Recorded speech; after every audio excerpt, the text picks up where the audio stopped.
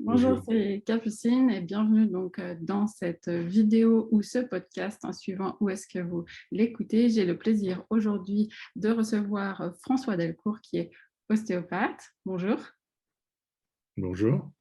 Je vous laisse déjà peut-être vous présenter. Oui, donc moi c'est François Delcourt, je suis ostéopathe depuis 2001. Je continue à enseigner, pas forcément l'ostéopathie crânienne, mais c'est pas un souci. J'enseigne encore d'ailleurs les principes biomécaniques euh, sur une formation initiale. Et puis j'ai continué à me former aussi sur d'autres choses, alors pas forcément sur l'ostéopathie, d'ailleurs sur d'autres choses. Donc j'ai passé un DUEPS. En fait, le DUEPS, c'était une formation comment ça s'appelle, en pédagogie. D'accord. Et puis ensuite, j'ai fait, enfin avant d'ailleurs, j'ai fait une formation en psychosomatique. Et puis là, j'ai fini une formation en coaching, donc à D'accord. Paris 8. Donc Donc, voilà. j'aime bien moi les gens qui se forment ailleurs et qui vont voir un peu partout parce que je trouve qu'il y a toujours des informations intéressantes à Ah prendre oui, c'est ça. C'est dans ça. d'autres domaines. C'est ça, pour pas rester un peu sclérosé dans un milieu, enfin dans son milieu Mm. d'ailleurs. Euh, c'est intéressant aussi d'aller voir ce qui se passe ailleurs et quels sont les principes, certaines conceptions aussi, scientifiques ou pas d'ailleurs. C'est pas forcément une orientation scientifique, même si c'est ce que je préfère un petit peu, de façon à avoir des conceptions ou des ouvertures d'esprit qui peuvent être intéressantes aussi pour la pratique et puis surtout pour la théorie. Et ce qui est intéressant aussi, c'est le discours. Mm. Donc, c'est là où, en ostéopathie crânienne, si on peut appeler ça comme ça, il y a beaucoup de choses aussi peut-être à faire évoluer. Mm. Donc oui, aujourd'hui, j'avais envie que vous parliez un petit peu du crâne et puis des dernières recherches qui ont été faites sur le crâne et comment nous, ça pouvait nous apporter au cabinet d'ostéopathie, parce que c'est vrai que d'un côté, les ostéopathes ils disent le crâne il bouge et puis les médecins ils disent non mais ça va pas, le crâne il bouge pas. Euh, qu'est-ce que vous avez à en dire? Alors, est-ce que ça bouge franchement, j'en sais rien. On pourrait faire des mesures à savoir si ça bouge. Je pense qu'il y en a qui l'ont montré, qu'il y a des petites mobilités. Mais je dirais le problème, c'est pas de savoir si ça bouge ou ça bouge pas. Le problème, c'est de savoir si on est capable de le percevoir. Et c'est surtout ça Ah, qui est important, et savoir ce qu'on va en faire. Je dirais plus que le problème, et c'est bien souvent ce qui est enseigné en ostéopathie, c'est qu'on ne fait pas forcément de distinction entre la pratique qu'on peut faire, et surtout encore plus avec la théorie, entre ce qu'on peut faire chez l'enfant et chez l'adulte. Donc on ne d'accord. peut pas appliquer les mêmes principes ou les mêmes théories chez l'enfant et chez l'adulte. Pourquoi? Parce que le crâne, il y a une forme de développement à la fois psychomoteur et physique de la boîte crânienne qui fait que de toute façon, on n'a pas du tout la même physiologie quelque part chez l'enfant, le nourrisson. Je vais parler, quand je dis enfant, c'est plutôt vraiment petit, et l'adulte. Donc on ne peut pas, a priori, faire la même chose ou avoir les mêmes théories et avoir des pratiques complètement identiques avec un nourrisson de 3 mois et un adulte de 70 ans. D'accord. Ça Donc me déjà, semble c'est vraiment adapter sa pratique en fonction de l'âge. exactement. Donc, focaliser sur la voûte chez un adulte de 70 ans, j'en vois pas l'intérêt. Mais chez un nourrisson Physiologiquement, de je 2 mois vois pas. avec lui, ça vaut le coup. Bah, 2 mois, oui. Oui, là, on peut peut-être avoir. Pourquoi je dis ça? Parce que bien souvent, les orthopédistes ou les médecins nous disent, mais le crâne, ça bouge pas. Qu'est-ce que vous faites chez l'enfant ou autre? Les déformations du crâne, c'est limite une vue de l'esprit. Quoique, ils ont évolué un petit peu. Résultat, maintenant, ils font aussi des orthèses. Mm. Euh, Ce qui est intéressant à voir, c'est qu'est-ce qu'on va pouvoir faire justement chez l'enfant et quel est l'intérêt. Donc, évidemment, le crâne, c'est pas s'il bouge ou s'il bouge pas, mais il y a une espèce d'élasticité de l'ensemble des tissus au niveau du crâne chez l'enfant qu'il n'y a plus chez l'adulte. Pourquoi? Parce que la fonction de développement, à partir du moment où le crâne a une taille définitive et que les sutures sont oblitérées, sont fermées, je ne vois pas l'intérêt d'aller focaliser sur la voûte. D'accord. Et dans chez... un sens, suture, mobilité de suture, je ne sais pas, ou D'accord, je ne ok. sais quoi. Là, ça présente aucun intérêt. Par contre, D'accord, chez l'enfant, oui, chez l'adulte, non. ok. Et donc, du coup, nous, en tant qu'ostéopathe, qu'est-ce qu'on va pouvoir faire? Quelle est notre action finalement, si on parle du nourrisson, par exemple? Bah, du nourrisson, ça peut être intéressant parce que c'est sûr que la face, elle n'est pas développée. Pourquoi? Parce que la face n'est pas développée, parce qu'il y a très peu de fonctions, si ce n'est les fonctions de succion. Il n'y a pas forcément la parole, il n'y a pas de, il y a une mobilité oculaire, mais qui est quelque part minime, en tout cas hypo-développée, qui va se développer plus tard. Donc certaines fonctions ne sont pas du tout présentes. Par contre, il y a une grosse fonction de développement et de croissance, et surtout de la matière cérébrale. Donc Le ça, c'est cerveau pas... qui grandit, quoi, c'est ça? Bien sûr, donc ça, c'est pas moi qui l'invente, hein. Ça date de Moss, qui avait décrit justement les matrices squelettiques et les matrices fonctionnelles. Mm. Donc, et en fait, la matrice squelettique, c'est-à-dire l'os, s'adapte au développement de ce qui est en dessous, et en l'occurrence le cerveau. Et une fois que le développement du cerveau est terminé, les sutures n'ont aucun intérêt d'être ouvertes, surtout à la partie endo et pas à la partie exo. Mm. Donc le problème, c'est de savoir pourquoi il y a un tel différentiel. Donc pourquoi les sutures sont ouvertes à l'extérieur et fermées à l'intérieur? Ben, parce que la fonction, et il y a quand même quelque chose qui est intéressant, c'est qu'il y a des fonctions aussi, notamment masticatrices et posturales, quelque part, qui sont importantes. Le port de tête, l'orientation de la tête, des yeux qui orientent la tête, et les mastications avec des muscles qui sont quand même relativement importants et qui prennent des insertions sur le crâne, qui vont créer des contraintes dont l'adaptation des contraintes est nécessaire par l'intermédiaire justement des sutures. Donc en Donc, c'est gros, parce voilà qu'il y a... pourquoi les sutures existent à la partie externe, mais pas à la partie interne, puisque le développement du cerveau est terminé. Donc Mm. on a plutôt intérêt à ce qu'il soit complètement suturé et fermé. Les sutures n'ont pas intérêt à être restées ouvertes. Ça peut exister, mais ça reste anecdotique, surtout à l'âge adulte. D'accord. Et du coup, vous disiez aussi, elle reste beaucoup plus longtemps ouverte sur la face. Ça bouge beaucoup Toujours plus pour, le, longtemps, ça date plus longtemps sur la face toujours que pour les sur mêmes le... raisons, parce que vous avez des fonctions orales, des fonctions de vie de relation, parce que tous les sens sont situés sur la face.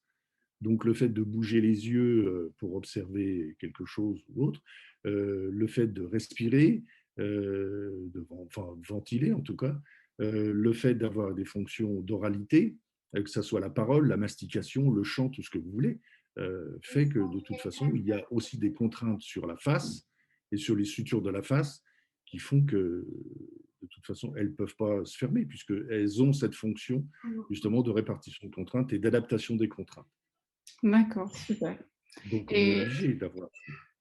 d'accord. Dans la conférence que vous aviez donnée à Paris, vous avez parlé aussi d'un manchon sur le Oui, crâne. J'ai bien aimé cette image. bah c'est tout simplement, il y a plusieurs couches au niveau du crâne, hein, qui sont d'ailleurs relativement mobiles par rapport à la partie osseuse, entre la peau jusqu'au facial et plus profond. Et cette partie-là, il y a aussi des insertions musculaires qui viennent aussi sur une courbe occipitale derrière, sur la partie temporale, bah, qui sont liées justement à ces fonctions d'oralité, de mastication ou autre, ou posturale avec évidemment le port de tête. Donc, D'accord. et tout ça, c'est relié par des fascias, par ce qu'on appelle une calvaria, qui va relier cet ensemble, y compris même pour les muscles frontaux, qui donne une mimique qu'on va supprimer quand on va mettre du botox. D'accord. Et du coup, on peut avoir une action sur ces membranes-là. La question qu'on se pose, c'est quand on met les mains sur un crâne et qu'on met 50 grammes, sur quoi on intervient. Mm, C'est pour ça que je préfère donner une notion de, non pas d'intra-osseux, mm. de dire qu'on va projeter sa conscience et aller jusqu'à la SSB, jusqu'à la synchondrose sphénobasilaire, qui a priori est suturée. Ça peut être intéressant chez l'enfant, chez le nourrisson, peut-être. Encore faut-il le vérifier. Et deuxième chose, chez l'adulte, quel est l'intérêt? Mm. Donc peut-être qu'en mettant 50 grammes sur une voûte, on intervient sur l'ensemble de cette calvaria, fascia et muscles qui intervient dans la vie de relation, à la fois posturale et à la fois relationnelle, aussi sur les expressions du visage, et à la fois sur des fonctions d'oralité, type mastication et autres. C'est vrai que moi, ça me parle beaucoup parce que mes parents sont ostéopathes. Donc, quand Oui, j'ai fait l'école d'ostéopathie, je savais déjà ce que c'était l'ostéopathie. Et ma mère a une manière bien particulière de faire de l'ostéopathie crânienne qui ne rentrait pas du tout dans ce qu'on m'apprenait. Donc, j'avais vraiment un conflit entre ce qu'on m'apprenait avec des prises à 5 doigts, ressentir le mouvement de la SSB. Et je disais, ah, mais moi, c'est pas du tout ça qu'elle fait. Ça, et, et c'est vrai que quand j'ai vu votre conférence, j'ai vraiment retrouvé cette même philosophie, entre guillemets, ou euh, ces mêmes idées. Et puis c'est vrai que cette histoire de manchon et d'action, quand on a les mains sur un crâne d'un nourrisson, c'est vrai que des fois on a l'impression que comme si tout ça, même superficiellement, ça bougeait pas en fait. Hein. Je ne sais pas oui, si c'est oui. lié à l'accouchement ou voilà, hein, c'est des contraintes importantes pour le bébé, mais voilà, je trouvais ça vraiment intéressant, cette idée d'avoir une action superficielle qui pouvait avoir une action plus globale. Quoi. Global après. Alors après, ça ne veut pas dire, je ne suis pas en train de dire que nos positions de main, il faut tout changer ou je ne sais pas quoi. La prise d'un 5 doigts sur un temporal, c'est pas gênant, sauf qu'il faut savoir ce qu'on peut en faire. Est-ce que l'idée, c'est d'essayer de mobiliser, d'aller jusqu'à la SSB ou d'aller sur une apophyse pétreuse, aller dans les profondeurs du cerveau et autres, et de la partie osseuse, j'en vois pas l'intérêt. Surtout si c'est suturé et oblitéré. Par contre, ça peut être intéressant aussi pour avoir des abords justement sur cette zone temporale, mais pour la partie la plus superficielle, mais pas pour la partie la plus profonde. D'accord. Donc on peut garder des prises fronto-occipitales, latérales et autres, mais on n'intervient pas sur les profondeurs du sphénoïde, mais on intervient peut-être sur la partie la plus superficielle, en tout cas en Ouais. mettant 50 grammes.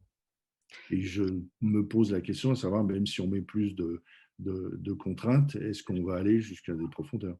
Mm. Après, il faut raisonner sur la notion de déformabilité. Donc ça, et ça, c'est la notion de résistance des matériaux qui peut être intéressante. L'os, il est déformable, d'accord. Alors pourquoi il est déformable uniquement dans la partie la plus profonde, c'est-à-dire SSB, et qui ne serait pas déformable sur une grande aile? Mm. Donc, qu'est-ce qu'on va mettre comme pression au niveau du crâne, les pouces sur un sphénoïde, sur la partie grande aile? Est-ce qu'on intervient sur la partie musculaire la plus superficielle? Dieu sait si ça peut être relativement épais. Ou alors en mettant 50 grammes, ou alors si on met plus de pression, est-ce qu'on va aller jusqu'à la SSB ou on va s'arrêter avant et travailler peut-être sur la déformabilité de la grande aile? Pourquoi pas, c'est un tissu vivant. Oui, Mais moi, c'est ça. ça, l'idée d'aller focaliser obligatoirement sur une SSB ou sur les profondeurs ou sur une suture, est-ce que c'est un intérêt quand on parle de globalité, alors on n'est pas sûr d'intervenir exactement sur ces structures? Peut-être qu'il y a des états intermédiaires qu'il faudrait peut-être envisager sur Mm. la notion de déformabilité. Mais pourquoi? Parce qu'on met encore les mains. Hein. Donc si on met les mains, est-ce qu'on est capable de jouer sur la normabilité ou l'adaptabilité aux contraintes d'une structure, quelle qu'elle soit? Est-ce qu'elle est superficielle, intermédiaire ou profonde? Voilà la question. Super. Et est-ce que, pour finir, il y a des ostéopathes qui finissent par abandonner des techniques ou certaines pratiques? Forcément, on trie avec ce qui nous parle. Et ceux qui ont des doutes sur l'ostéopathie crânienne, qu'est-ce que vous leur diriez? De réessayer, de voir Je ce leur que ça dirais de fait? continuer, on va voir. Ouais. Bien sûr. C'est pour ça que je vous dis, les prises de main, elles sont évidemment adaptées à la forme de ce qu'on va trouver. Mm. Donc, c'est intéressant de garder ces prises de main, mais pas avec un objectif qui est différent. Mm. Et D'accord. après, sur des sensations, pourquoi chercher absolument de la mobilité? On va la trouver, la mobilité. Hein. Il suffit de dire que vous devez trouver ça. Dans les écoles, vous devez trouver, lorsque vous mettez sur les temporaux, le roulement des temporaux, à la fin de la 5e année, vous les sentez, les roulements des temporaux. Est-ce que Mm. c'est une réalité? Vous savez, il y a toujours c'est Vatlali qui disait ça. Il y a deux principes de réalité. Il y a ce qu'on appelle la réalité de premier ordre, c'est-à-dire en gros les faits, les événements, les objets. Et puis Mm. ensuite, il y a la réalité de second ordre, c'est-à-dire ce qu'on interprète sur ces faits, ces objets et ces situations. Et le Ah oui. problème, il est là. Mm. Est-ce qu'on n'est pas en train de faire que de l'interprétation? Mm. Alors, je ne dis pas que c'est la vérité, je dis que c'est juste une réalité de second ordre. Et, Ah oui, et cette réalité, cette interprétation, elle ne correspond pas forcément à une réalité anatomique ou physiologique. d'accord. Mais, oui, oui, moi, ça me parle bien finalement. Je vais même aller plus loin et je vais pousser un peu. La sphénobasilaire, c'est ce qu'on appelle un cartilage de conjugaison. Donc, la fonction, c'est la progression et le développement de l'os, mais on a la même chose sur l'extrémité de toutes les épiphyses au niveau du tibia ou des os longs. Donc, c'est la même chose. Elle a une évolution qui dépend des hormones de croissance. Et à partir d'un certain âge, elle se ferme. Et vouloir mobiliser la SSB jusqu'à 16 ans, en gros, ça peut être intéressant, mais quel est l'intérêt si on le fait sur le crâne, alors qu'il y a une pathologie qui s'appelle l'épiphysiolyse, qui existe sur la hanche ou sur d'autres, qui justement sont caractérisés par des modes de mobilisation, voire de déformation de ces éléments, de ces structures. Et ça, c'est pathologique. Donc, dire qu'on va mobiliser la SSB, à la limite, je vais pousser loin, c'est pathologique. Ouais. On est en train de créer une épiphysiolyse. Oui, Donc, donc est-ce c'est pas que ça vraiment peut être un l'objectif. intérêt thérapeutique? Ce n'est pas vraiment l'objectif. Alors, chez le nourrisson, on va peut-être pas, avec les contraintes ou autres, peut-être jouer là-dessus. Et ça peut être intéressant après pour le développement et la forme du crâne. Mm. Oui, les nourrissons jusqu'à un certain âge n'est pas très avancé. Mais après, chez l'adulte, mais c'est illusoire. C'est illusoire. Surtout quand la suture est complètement oblitérée. Sinon, il faut le faire avec le genou. Hein. Et en plus, c'est sous-cutané, c'est plus facile d'accès. Ouais. D'accord. Ben, merci beaucoup pour toutes ces précisions sur le crâne. J'ai un petit qui est à côté. Je vais pouvoir aller m'entraîner sur son crâne. Oui, je pense qu'il a 11h30, il commence à avoir faim. Voilà. Et puis, si on veut retrouver je sais que vous faites des formations aussi. Oui, alors je vais faire 1 et 2 juillet une D'accord. formation avec Ostéo-Évolution, D'accord. justement sur le crâne au XXIe siècle, là, à la fois théorique et pratique, qui sera fait sur Paris. Vous pouvez voir sur le site Ostéo-Évolution, François Delcourt sur les Voilà. intervenants. Vous aurez Voilà. Ceux qui sont intéressés retrouveront le site sans C'est ça. problème. Merci beaucoup. Ok. Merci à vous.